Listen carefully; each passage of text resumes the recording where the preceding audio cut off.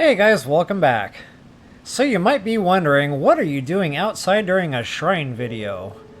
I'm so glad you asked. So this is a Proving Grounds shrine, guys, and just to show you on the map where we're at and what we are doing, we are at the Forge Island. But now all Proving Grounds more or less work the same way. I'm going to show you guys some tips and tricks to these things. I just wanted to show you the Proving Grounds I was doing in particular. That way you knew, which one I was at. But again, they all kind of work the same. They just might have some different, quirky differences in between each one. So anyway, this one involves low gravity. It's a lot of fun. But I wanted to do this one because it gives me options to demonstrate a lot of the different tips that I want to show y'all. And the very first one, guys, and the reason I'm outside the shrine, drum roll please, is because you can eat a meal before going in there. Now, unfortunately, the extra hearts do not follow you in. Super sad, I know. But, and neither does the extra stamina, by the way. But you can absolutely eat a protection meal, for example, a high-level defense meal, and guys, that shaves all incoming damage right in half. So, all damage is only half, which means basically, I've got 7 heart containers. That in my mind, that's telling me now I've got 14 heart containers going in. Because if I'm only taking half damage, those hearts last twice as long. But you could also eat, a high-level attack power meal if that's your thing. If you want to try to get some sneak striking in, go for the stealth. If you're worried about, if there's a bunch of fire arrows coming your way in there and you're just, you've had enough of that, maybe eat a flame guard. So yeah, just, any meal you decide to go in with, it's going to follow you in. Now that being said, I usually eat, a longer lasting one, but the best defense meal I got right now is a 4-minute 10. Now I could throw, a portable cooking pot down and, try to whip something up a little better with a golden apple, and that'll give me a blood moon bonus. You might have to cook a few, but at some point, you're going to get more time on that. So, just whatever you need to do, I'm just giving you guys options there. Okay, so without any further ado, let's dive right in. Oh, I almost forgot to eat my meal. Oh, did you see that? I was actually inside the barrier, too. Man, I almost dove right into a frozen pond. I wasn't even thinking about it. So as you can see, I went with option number A, the attack power meal.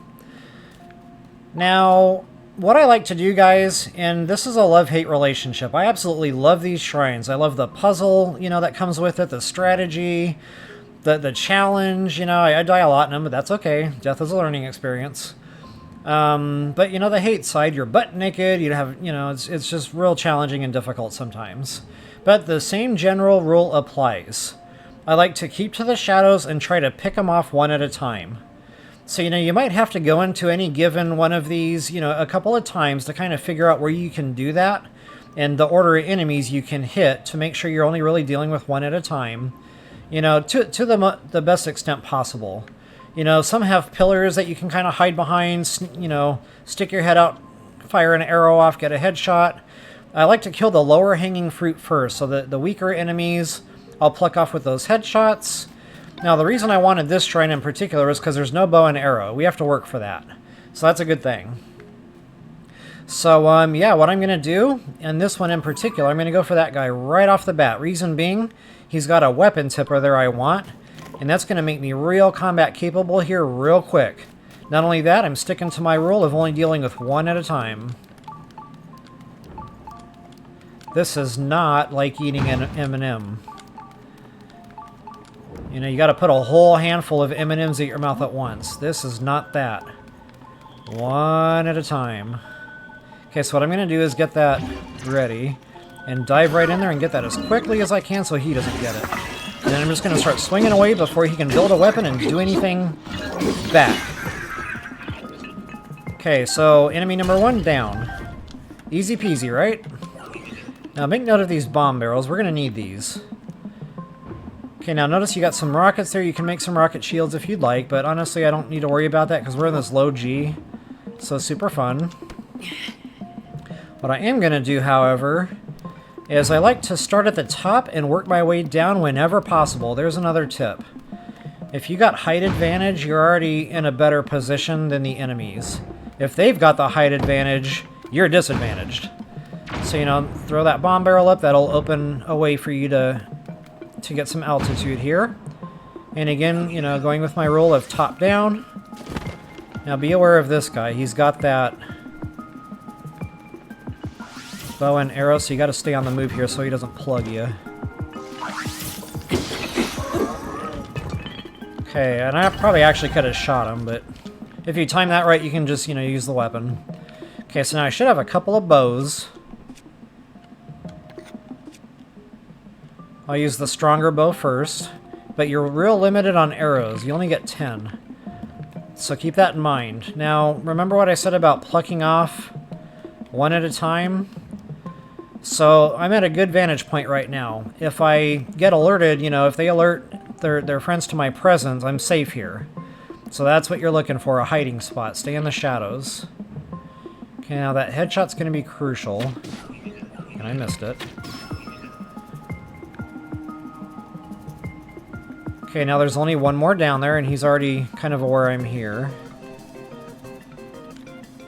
So now that I'm only dealing with one again, I can either use my weapon, or I can do some headshots. Or you can actually plug him with one arrow on the way down just to stun him, because you notice he's got a pretty good weapon there.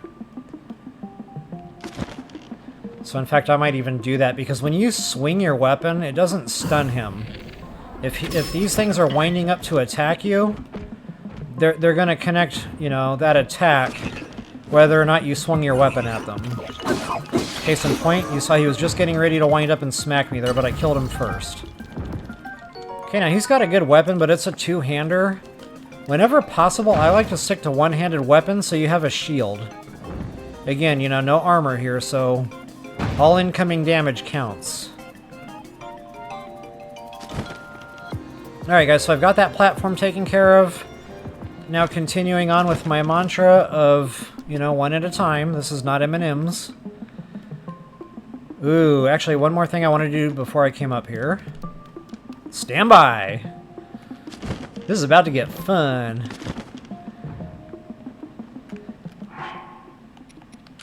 Okay, all you need is one spear. Go ahead and make a bomb barrel spear. And guys, I know you've heard me complain about these things like 1,000 times in my walkthrough so far, but in this case, the bomb barrel spear is awesome! So yeah, we're gonna definitely take care of that. Okay, now I've got a nest of 3 enemies there. So that's gonna be real hard to single them out, but there's a trick to this one. Notice they've already got bomb barrels sitting there. So that being said,